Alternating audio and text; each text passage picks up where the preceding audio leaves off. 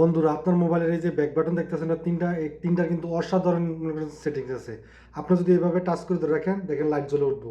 আবার যদি এভাবে টাচ করে ধরে রাখেন, তো লাইট বন্ধ হয়ে গেছে। আবার যদি আপনি এখানে যদি টাচ করে ধরে রাখেন, তো অটোমেটিক বন্ধ হয়ে যাবে।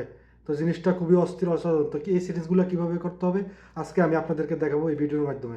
ভিডিওটা অবশ্যই ভালো লাগলে লাইক, কমেন্ট, শেয়ার করে পাশে থাকবেন বন্ধুরা। তো এই জন্য প্রথমে আমাদের কী করতে হবে, মোবাইল স্ক্রিনে চলে আসতে হবে। আসার পরে সেটিং অপশনে চলে যেতে হবে। যাওয়ার পরে এই যে হোম স্ক্রিন আছে না, এখানে চলে যেতে হবে। যাওয়ার পরে এই যে সিস্টেম নেভিগেশন, এই বাটনে এখানে আমরা প্রেস করে দিব। প্রেস করবো, স্ক্রল করে নিচে যাব। এই যে দেখতেছেন press and hold menu button, এই অপশনটা আপনারা অন করে দিবেন। অন করে দেখে দেখেন টুন অফ স্ক্রিন, এই অপশনটা আপনারা এখানে সিলেক্ট করে দিবেন। এখানে নুন করা থাকবে, আপনারা টুন অফ স্ক্রিন এটা আপনারা সিলেক্ট করে নেবেন। এটা আমি আগে করে রেখেছি। তারপরে আবার ব্যাগে আসবেন।